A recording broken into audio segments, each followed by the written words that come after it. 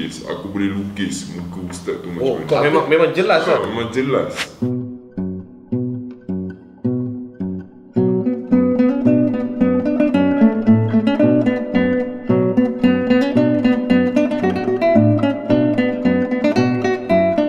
Alright guys, Assalamualaikum, welcome back to my channel. Okay, so macam biasa, hari ini merupakan hari Isnin. So hari Isnin ni kita tak larilah dengan konten yang lain, masih lagi dalam konten yang sama, Seram Isnin. Okay, so macam hari ni, macam korang tengok dekat aku punya thumbnail, kita akan cerita tentang misteri rumah sewa. Misteri rumah sewa ni, sebelum ni dah ada dua version, ada nombor 1, nombor 2. Tapi yang ini aku buat version ketiga, which is part 3. Dia ada special dia. Kenapa? Sebab hari ni aku tak bersendirian untuk berkongsikan cerita ini. Aku bersama siapa, and korang nak tengok siapa yang bersama aku, benda sama kan? Tapi tak apa, sekejap lagi lepas cerita pertama korang akan tahu. So macam biasa, jangan lupa tekan like and share, subscribe dulu, and tekan bell notification untuk video-video update yang terbaru lepas ni. So siapa-siapa yang baru dekat dalam ni, boleh check dekat ni, mana playlist atas ni, untuk video-video yang sebelum ini. Alright, so kita tak nak buang masa, introduction ni jangan panjang-panjang kan. So kita teruskan dengan misteri rumah sewa part 3. Rolling. Kalian serius mau melihat hantu? Iya kak, serius. Siap dengan segala resikonya.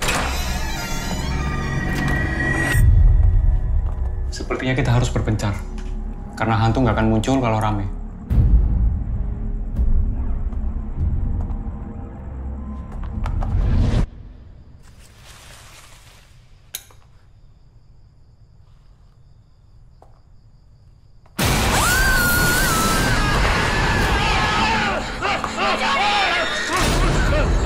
Kalian sudah mengganggu tempat ini. Rino, rekam terus Rino.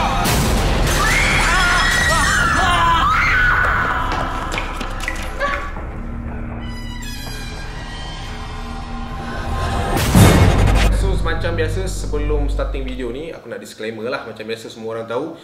So kepada sesiapa-siapa yang mungkin ada penyakit kronik, tak kuat semangat, kita faham. So saya just harap korang kalau tak boleh tengok, jangan tengok, boleh dengar je ataupun ambil je langkah keselamatan yang lain supaya tak ada apa-apa benda yang mudarat berlaku pada anda. Okay, so apa-apa yang saya cerita ni mungkin benda ni sampai-sampaian atau sekadar fiction sahaja.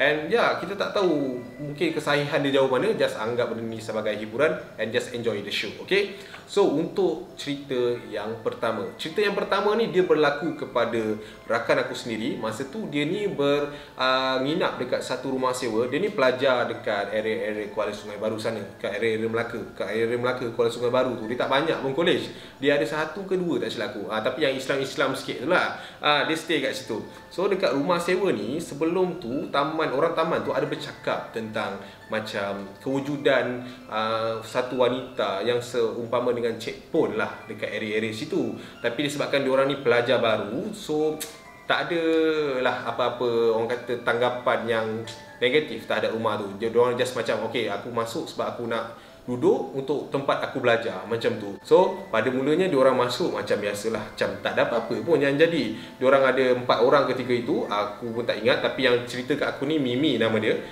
Mimi dia kata dia dengan kawan-kawan dia masuk untuk malam yang pertama sampai ke sebulan lebih, baru diorang rasa ada something yang tak sedap dekat rumah tu sebenarnya.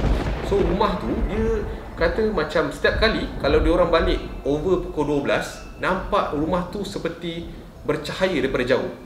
Jadi macam contoh diorang keluar ke apa kan, diorang nak balik ke rumah tu daripada jauh nampak macam meriah lah, macam ada orang duduk kat dalam rumah tu. Padahal kawan-kawan dia mungkin dah 12 lebih tu, tak adalah siapa je nak buat rumah terang-terang kan, macam ada genui je dah. Biasa pukul 12 lebih orang dah tidur dah, tapi diorang nampak benda-benda macam tu. Tapi dalam sebulan lebih tu diorang just tak indahkan benda tu.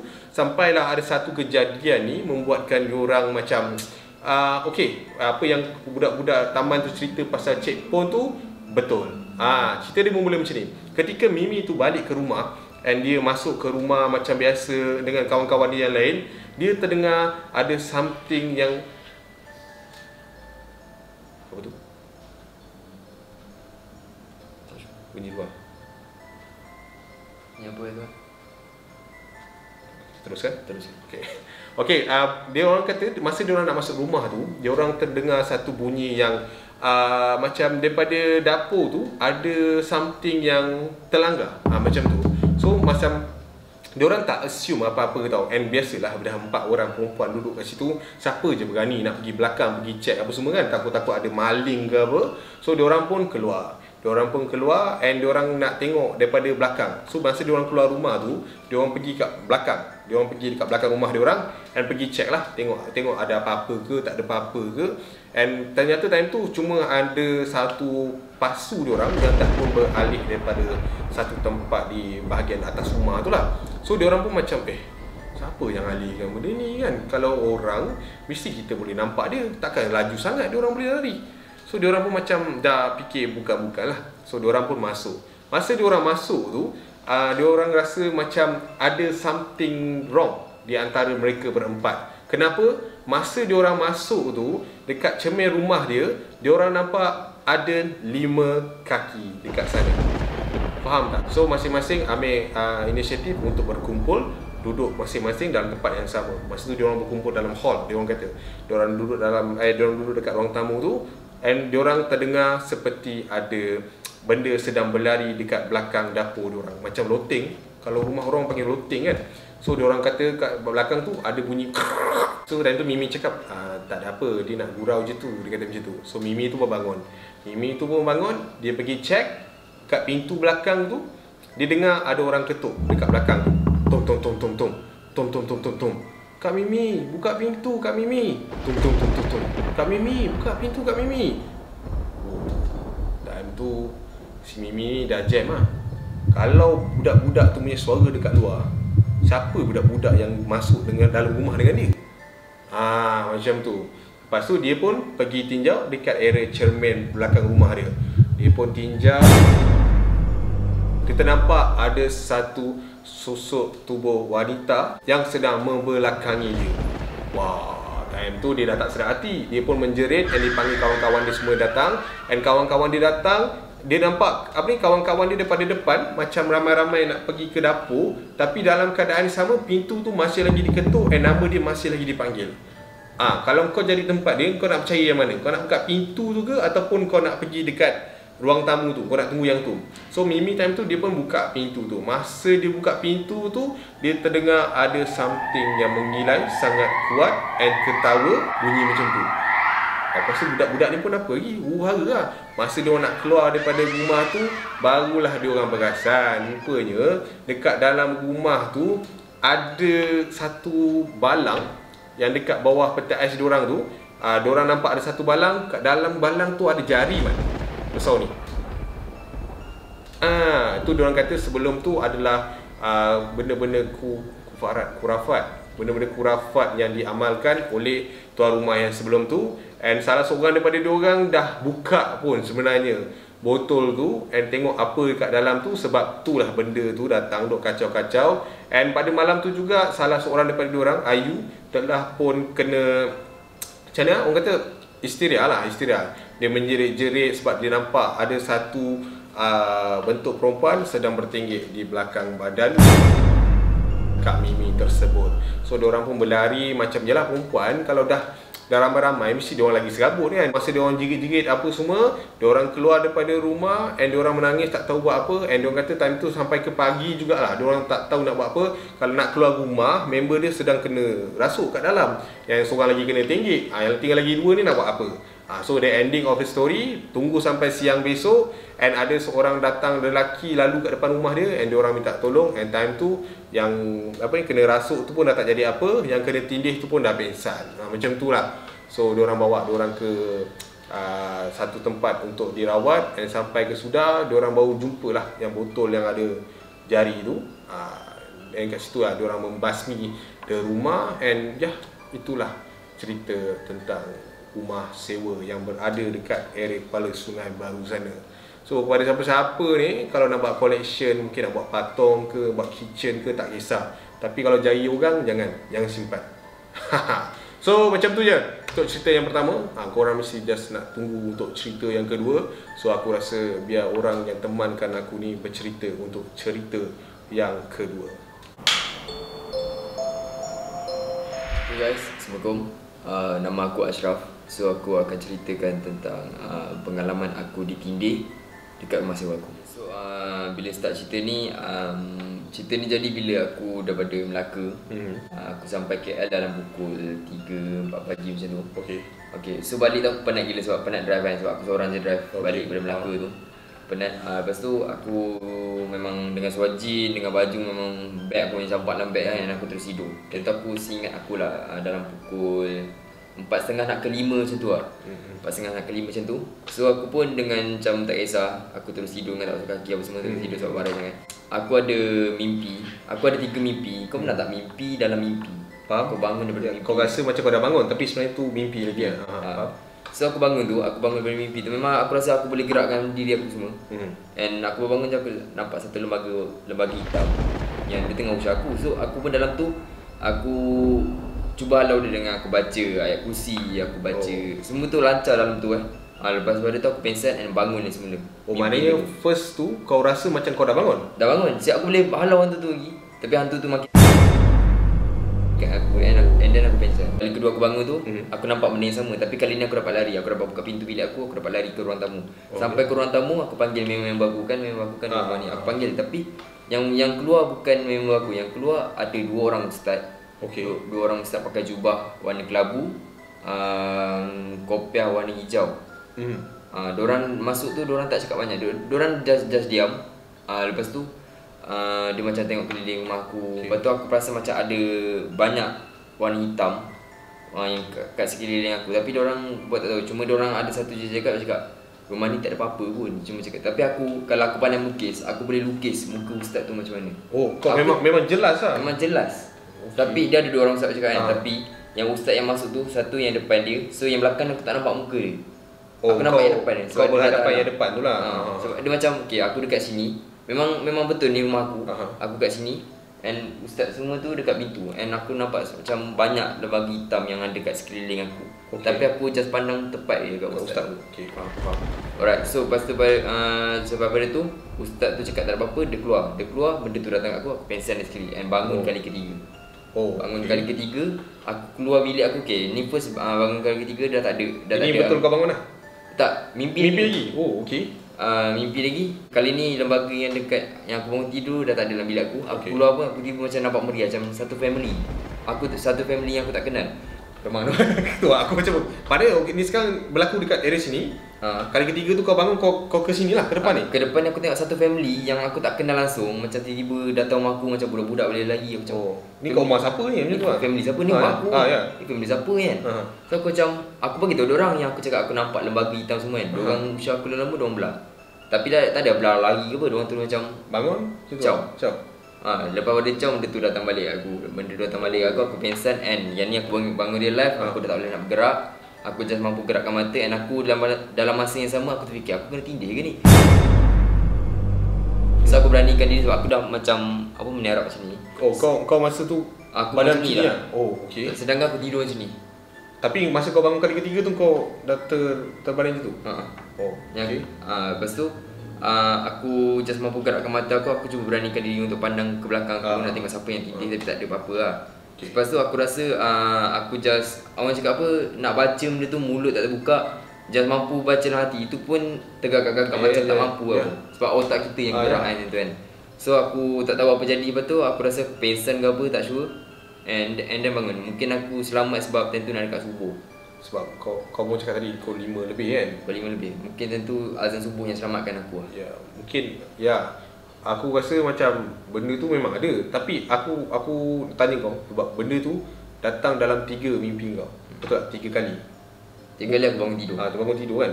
So muka benda tu kau cam tak? Macam tu. Dia sekejap menyerupai member aku, sekejap benda tu balik. Dia macam dia macam ada glitch tu lah. Macam nampak sikit. Tapi memang ustaz tu for real. Memang aku kalau pandai melukis aku boleh lukis muka dia. Aku ingat sekarang pakaian dia tinggi besar mana semua. Tinggi semua aku ingat. Pakai spek. Pakai spek rabun. Bukan kau Bukan aku. Aku kalau jadi ustaz lain cerita tu. Tapi tu lah, pandang dia tak pandang tu langsung. So maknanya mana kau cakap yang aura hitam tu ada kat keliling aku. Tapi aku tak fokus kat orang sangat. Aku fokus kat ustaz tu orang. Pasal bila aku cerita benda ni dekat orang-orang yang ada ilmu sikit, orang cakap kemungkinan benda ni ada orang nak hantar. Okey, betul. Benda ni ada orang nak hantar. Sebab cumanya dia tanya aku dalam tu aku boleh buat apa je. Aku cakap boleh lari apa semua. Maknanya aku dapat tolak benda tu. Kalau aku tak bergerak maknanya sampai. Tapi aku tak tahu lah. Ayat orang malam lah. Sebab kita pun nak cakap lebih, kita bukan tahu sangat kan. So lepas tu ada tak 2-3 hari? Okey, selepas pada tu memang aku tak boleh nak tidur malam. Sedangkan tentu aku dah orang cakap apa, aku punya tidur dah cukup. Dah macam cakap apa, dah pukul 10, 11, 12 dah boleh ngantuk lah, senang tidur lah. Lepas tu selepas kejadian tu aku macam susah nak tidur malam. Aku ajak member aku tidur sini. Ajak member sekalipun, kan member aku pun jenis tidur awal kan. Dia tidur awal. So bila dia dah tidur tu aku macam okey tak ada apa-apa kot. Lepas tu bila setiap kali aku nak lelapkan mata, aku dapat rasakan macam ada something kat depan muka aku. So aku buka balik. Tak ada apa-apa. Okey, so selepas pada tu aku biar jalan member aku tidur. Aku macam okey, main phone je dah, bilang kau bosan kan. Lepas aku dengar satu suara yang macam first aku dengar macam ni Aku macam tu. Kali kedua aku dengar betul-betul. Ni memang dekat ke? Dia bunyi sayup ke? Aku rasa benda tu orang cakap apa, bila suara tu jauh dia dekat. Dekat dia jauh. Aku dapat rasakan aku pun dapat rasa. Aku dapat rasakan dia dekat luar pintu aku. Time tu kau kat mana? Time tu aku kat sofa ni. Sebab aku tak tidur bilik. Sebab bilik tu pakai kejadian. Faham. So 2-3 hari aku tak tidur. Baru semalam aku tidur seorang. Memang kau ramai-ramai kat sini lah. Kau berdua je. Kau dengan kau. Member aku dah tidur. So dah bunyi macam aku kejut member aku lah. Kejut member terus tak bunyi benda tu. Ini aku geram. Bila kau ada geng je, dia takut pula kan. Esok kan tu pula aku nak pergi ambil makanan kat bawah. Dan tu dah pukul 12. Member aku semua kat sini. Yang time tu aku tengah masak. Aku bagi member aku makan. So bawah aku nak pergi ambil makanan juga. Lepas tu dekat lift aku bunyi benda yang sama. Macam tu juga. Wish, lain macam. Tapi alhamdulillah so far dia tak menunjukkan diri lah. Macam tu? Tak ada. Dia tunjukkan dalam mimpi aku. Mimpi kau lah. Minta jauh lah benda-benda macam ni kan. Tu lah. Lepas tu itu je lah sekali yang kau kena tindih tu. Memang hari kedua, hari ketiga tak ada lah. Tak ada lah. Tu first. Cuma malam tadi aku ada mimpi hantu. Tapi hantu yang macam tak jelas sangat. Macam mimpi yang hari tu. Okey. Macam mimpi normal lah. Tapi kerap lah. Macam dah selalu macam mimpi hantu. Macam bosan. Takut nak tidur. Ya. Lepas tu ada lagi satu pot aku ni. Ni sebenarnya bukan nak cerita pasal pot lah. So, ni tak ada review, tak ada. Okey, macam cerita pot aku ni. Aku sebenarnya ada satu pot je tau. Pot lama aku. Aku tak masuk bilik dalam 2-3 hari ni tau. Okey. 2-3 hari ni. So balik pada mana pot aku hilang tau. Pot aku hilang. And then aku mencari satu rumah, memang aku angkat lah sofa. Yalah. Geledah. Masuk bilik pun aku ajak member aku. Teman ni aku geledah bilik. Tak ada. Tiba-tiba semalam aku baru nak start tidur kat bilik, aku jumpa benda ni. Jumpa benda tu. Aku dah sampai beli pot baru aku jumpa. So aku dekat tempat yang kau dah cari? Dah cari. Dah geledah habis lah. So aku macam tak tahu nak cakap apa. Takkan benda tu vapor? Tak, mungkin dia curi barang aku tapi tak sure lah. Mungkin dia nak kaburkan lah. Mungkin benda tu kat situ tapi dia block. Memang aku dah cari lah. Memang aku sampai aku ambil keputusan untuk beli baru. Yelah kan. Kalau kau tak cari, takkanlah kau nak beli baru kan. Kau mesti tahu benda tu ada juga. Mungkin aku bawa benda tu lah. Sebab aku kan balik penat datang berjauh jalan kan. Daripada tempat lain lah. Tu kau pun tak bersihkan diri kan. Aku share sikit lah cerita aku macam pengalaman kau kena tinggi kan. Aku kan baru start buat cerita konten-konten seram ni. Adalah dalam 3 bulan macam tu. So ada orang cakap macam kalau aku buat benda ni, benda tu macam, kau tahu tak, macam kita bapa bercakap dengan anak. Dia ada depan-depan ni dengan macam pimpinan sekolah. Aku pula jenis macam tak ada kata berani sangat, tak ada kata takut sangat. Sebab aku punya nawai tu is hiburkan lah. Macam cerita-cerita je, tak ada apa-apa.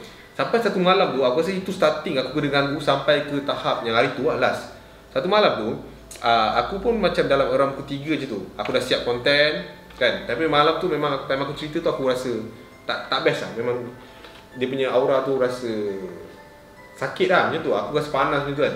So aku macam okey tak apa, tutup lah. Dan besok aku edit. Biasa aku dah habis shoot memang aku akan terus edit. So aku macam tak apa, besok aku edit macam tu. Lepas tu aku pun tutup lah. Tutup apa semua. Aku try tidur. Aku tengok dekat rumah aku ada cermin. Ni cermin kau ni. Tapi aku punya katil menghadap macam ni. Macam tu. Memang macam tu lah katil aku, ini cermin aku. Lepas tu aku pula tidur kepala kat sana. So bila memang aku nampak cermin lah. Lepas tu ni contoh macam ni cermin ni. Dia kalau tak ada angin dia akan macam ni. Tapi masa tu aku tengah main phone dia macam ni. Faham tak? Macam ada orang kibas. Tapi aku seorang dalam tu. So aku macam, oish, ni bukan Angin. biasa ni lah, bukan angin kan. Lepas tu aku buka aircon time tu. Aku buka aircon, aku tutup kipas untuk nak meyakinkan lah kalau bukan itu bukan angin. Lepas tu sekali lagi dia main belah sana pula. Payung. Pak macam tu. Apa? Aku macam, aduh ya, kenapa ni? Lepas tu aku buka pintu bilik nak bagi ada cahaya masuk kan. Lepas tu aku pun tidur. Masa aku tidur, kalau kau tidur macam ni, contohlah ni kau kan, kau tidur macam ni. Kau tidur macam ni, ni kepala, ni kaki kau. Aku dapat rasa macam,